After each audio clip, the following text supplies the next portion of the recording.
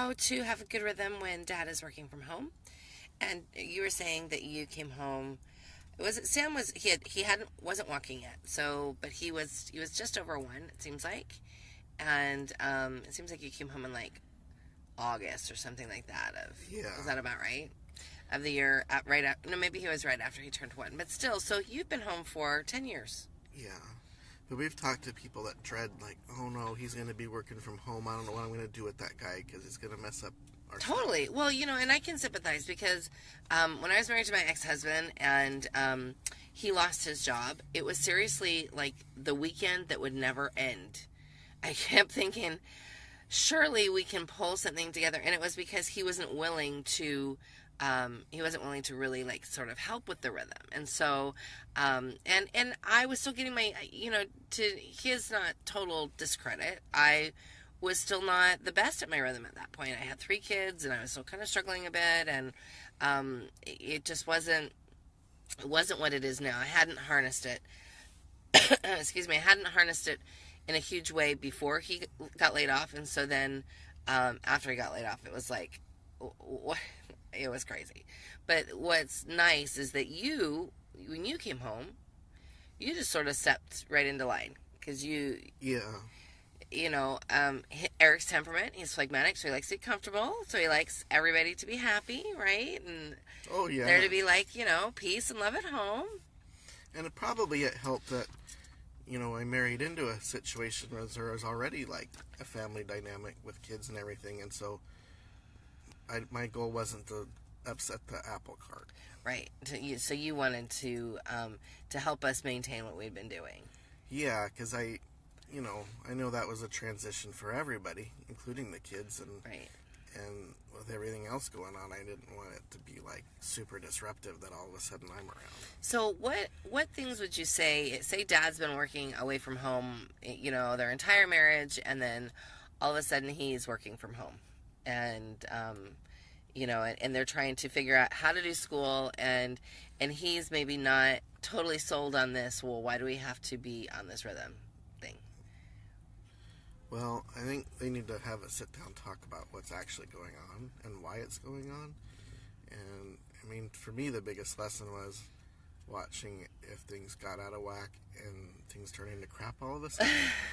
And I didn't want things to turn to crap, right. So that I knew that certain things needed to happen in order for the chaos to not ensue. Yeah. Well, and I think that that's important too. So I think that if you have a tight rhythm already, then we talk about this in Thrive too. So I guess maybe something to recommend is that if you are a couple that is working from home together, that maybe consider taking Thrive, because we talk about rhythm in Thrive. We talk about temperament. We talk about, helping Dad learn how to hold the space and all of those things. And you talk about those things, like why rhythm is important from Dad's perspective.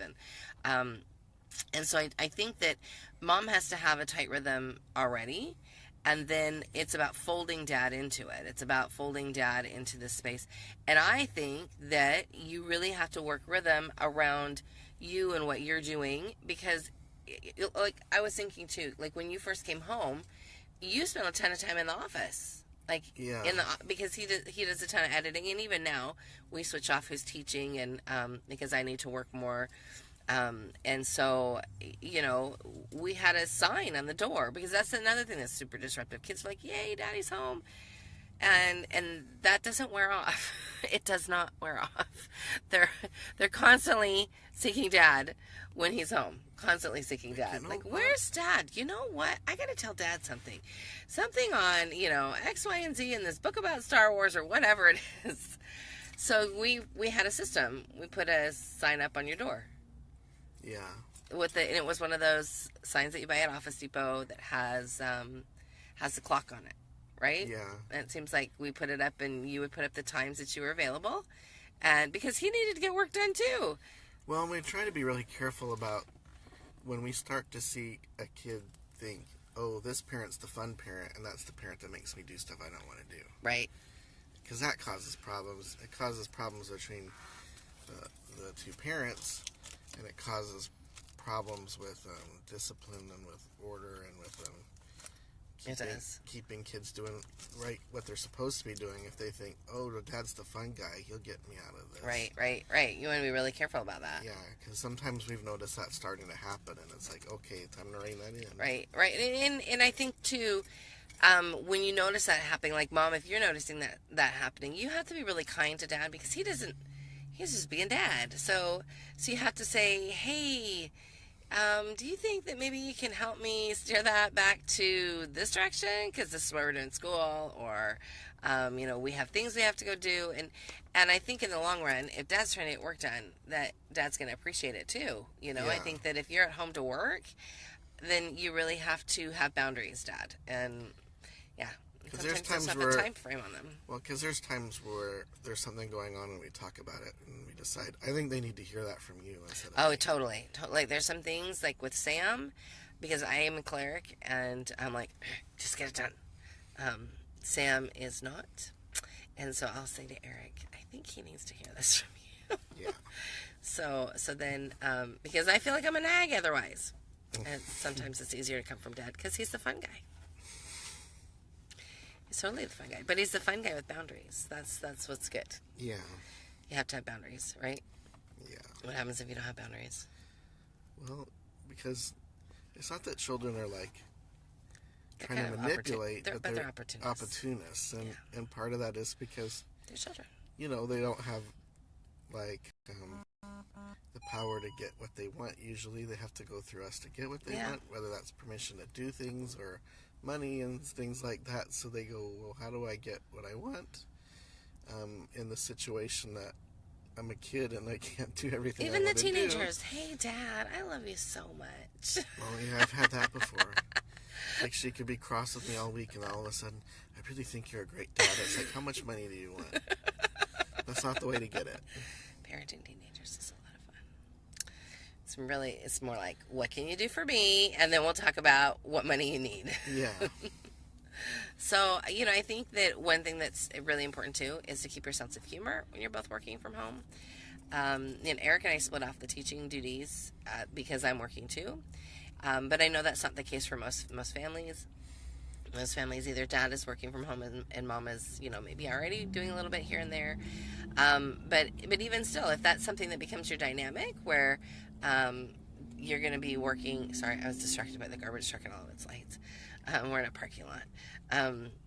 Where you're going to be splitting the duties, I think that you have to just get on the same page, and you have to sit down and you have to discuss what are our goals. What are our goals about what we're doing, and how is it that we want to go about it?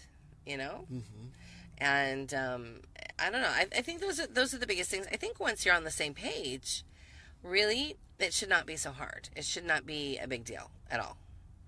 I think that sometimes it can be because maybe Dad is like maybe he's a cleric one, and you're more phlegmatic or more sanguine, and he's like, Dad could come home and go, is this really what goes on? Yeah, he might be like, wait a minute, this is not structured enough, or this is not. So you might have to say, but that it's working for us, and then you have to make sure it works for you. I think that it's a lot of it's about sort of making sure that what you say is going on is really going on. Well, because we've had dads... It can be good check and balance. Because we've had dads come to us and say, my wife's not capable of homeschooling. This is why. Absolutely. And so we've talked about that. Like, how do we get you to a place where you've got Dad's buy-in? Because, he needs to see that he can trust that from you.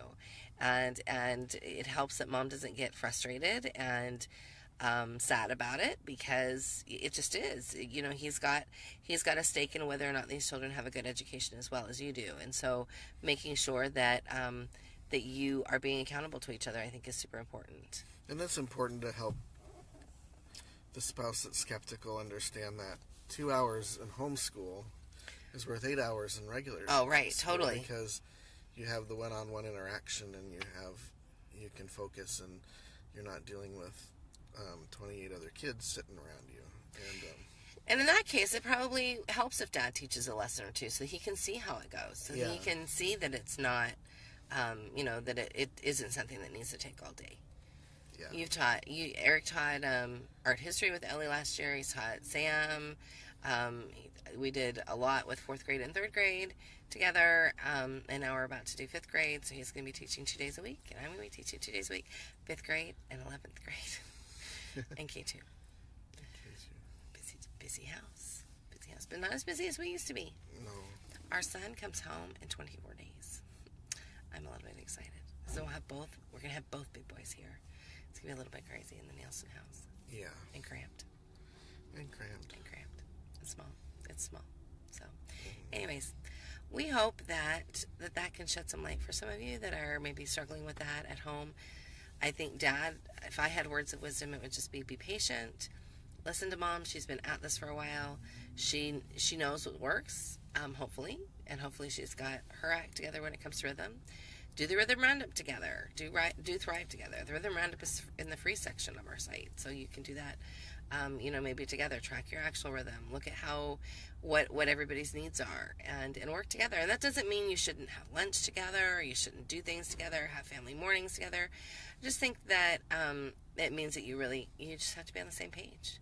More and more families are coming home to work together, and I think it's an amazing thing to have Mom and Dad at home. I wouldn't trade it for anything. Would you? No. We love it. We love being with our kids, and we love having that space where we're all together. Sometimes we get sick of each other, and we have to go for a walk. The first year you were home, it seems like you spent a lot of time at Barnes & Noble. Mm-hmm. He did.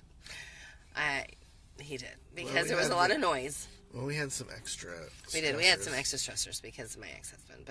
But we had 4 kids at home at the time, and, it was noisy. But we coped, and we got through it. And there was no yelling and fighting. No. There was a lot of empathy on my part of learning how to realize that, hey, this is something he's not used to, and we have to figure it out. So, if Dad is working at home from his computer and he needs to be away, send him to the library. Eric, you spend a good deal of time sometimes at the library. Mm-hmm. So, library is a great place. Yep. And get a sign for your office door. This says the times when Dad is available. I think that's super helpful. Yeah. So, anyway, we hope you guys have a great week.